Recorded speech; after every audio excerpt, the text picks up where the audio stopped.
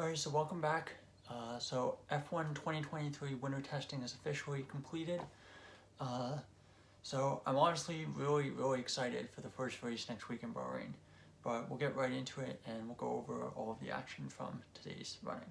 So started the day, drivers were really just starting out with aero testing. So Perez had a lot of aero, the aero brakes and sensors on the car. Russell was talking about how the season is a marathon, not a sprint, noting how in the first couple months of the season there's a lot less races than there are in the back 2 to 3 months of the season, which I think is interesting because I think Mercedes are one of the teams that don't think they have a super strong car to start the season, and as they bring upgrades to the car, they'll be able to catch up when there's a lot more races at the end of the season. So Piastri's doing spins at turn 10. There's also a red flag because one of Perez's sensors fell off, so that didn't take too long. The team AlphaTauri has really noted that De Vries gives really good solid feedback. I'm not particularly surprised. He's quite old for a rookie, and he also has a lot of experience in different kinds of cars, Formula E, sports cars, endurance cars as well. The commentators are noting that the Alfa Romeo is one of the few cars that's really suffering from porpoising still. So even though the new floor rules came in this year that were designed to stop the cars from porpoising, there's still some teams like the Ferrari and the Alfa Romeo which still suffer from it. So at the 3-hour mark, the fastest 3 drivers were Russell, Leclerc, and Gasly with a 1:31.564, a 1:32.220, and a 1:32.762 respectively. The lap leaders were Perez with 21 laps, Russell with 18 laps, and Bottas and Albon tied with 17 laps. Let's see, more issues. Oh yes, so today was not a good day for McLaren. Early on in the morning, there was more issues with them with the wheel brows, so the part of the wheel of the bodywork that kind of goes over top of the wheel, and they're also suffering from DRS issues. So not a great start to the morning. 2 hours into the morning session, with 2 hours left in the morning session, Leclerc was first with a 1:31.024, Russell was second with a 1:31.442, and Perez was third with a 1:32.459. Lap leaders were Bottas with 48 laps, De Vries with 47 laps, and Hülkenberg and Perez were tied with 35 laps. So at this point, the second red flag of the day was brought out. This time it was because the Alfa Romeo, Valtteri Bottas, was stopped at turn 8 with mechanical issues. It seemed to be some kind of gearbox/engine issue. When asked about it further, they said it was not a gearbox issue. And of course, Alfa Romeo, starting last year, started making their own gearboxes, and they had quite a few mechanical issues with it.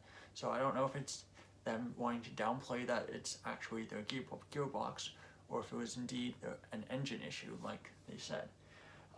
So the commentators were interviewing Pietro Fittipaldi, Haas reserve and third driver, and he says that right now Haas are somewhere between 5th and 7th, so pretty similar to where they were last year. But I don't know. I'll talk about it later this week when I do my predictions, but I think that's a little optimistic for Haas. With an hour left in the morning session, this time it was Leclerc again with his time of 1:31.024, Russell with his time of 1:31.442, and Drugovich had moved up into third with a 1:32.075. Bottas was lap leader with 72 laps, De Vries with 70 laps, and Russell with 64 laps.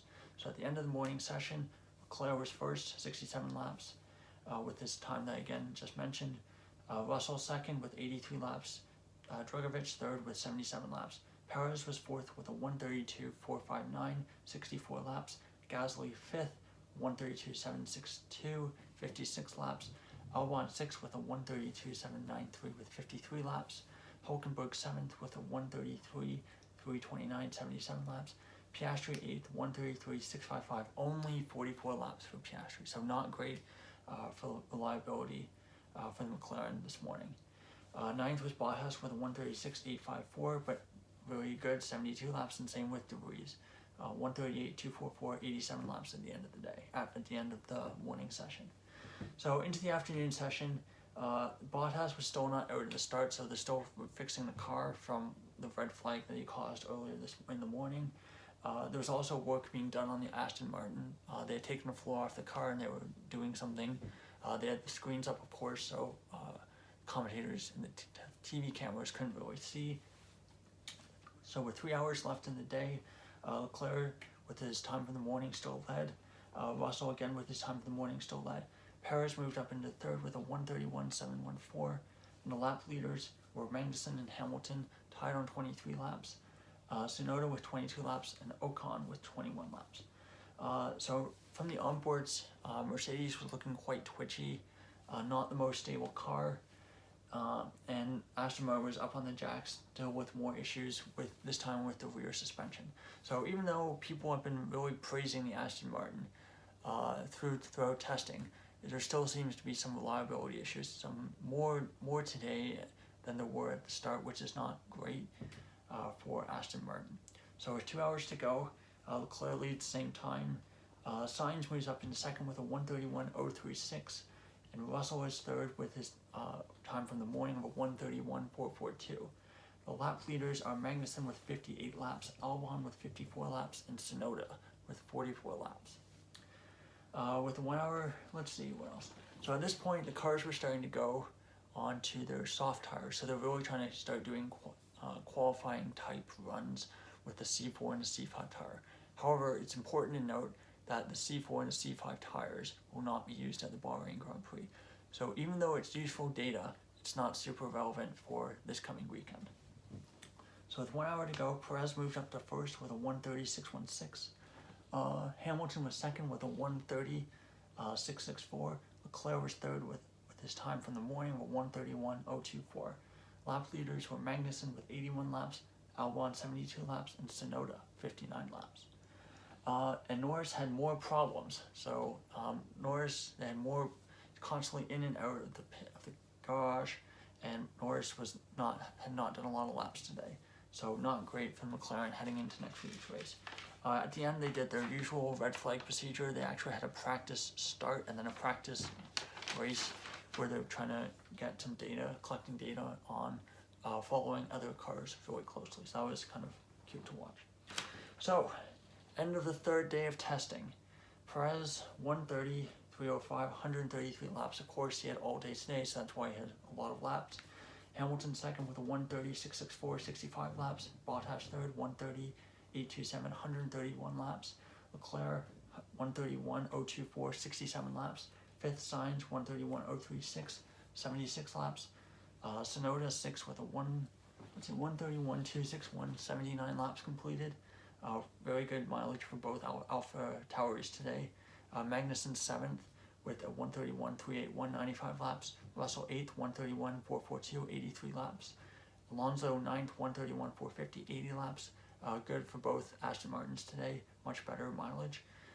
Today, Drogovic with a 1:32.075, 77 laps.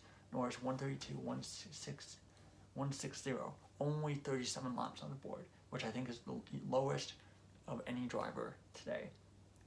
Gasly 12th with a 1:32.762, 56 laps. Albon 13th with 1:32.793, 136 laps. So really big marathon stint for Albon today. So really, really good testing for Williams in terms of mileage. Ocon 1:33.257, 76 laps. Hülkenberg 1:33.329, 77 laps. 16th Piastri 1:33.655. Again, only 44 laps, second lowest.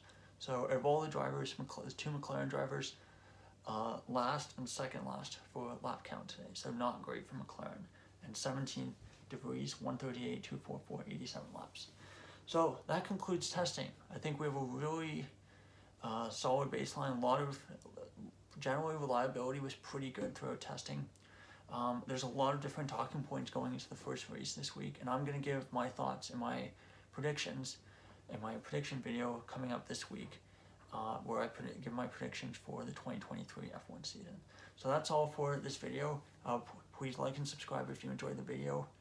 I'd be really grateful for that, and please give your thoughts in the comments down below. So I'll be back again this week with my predictions video, like I said, and another video that I've been working on for quite a bit, and so please look forward to that. So thank you again for watching.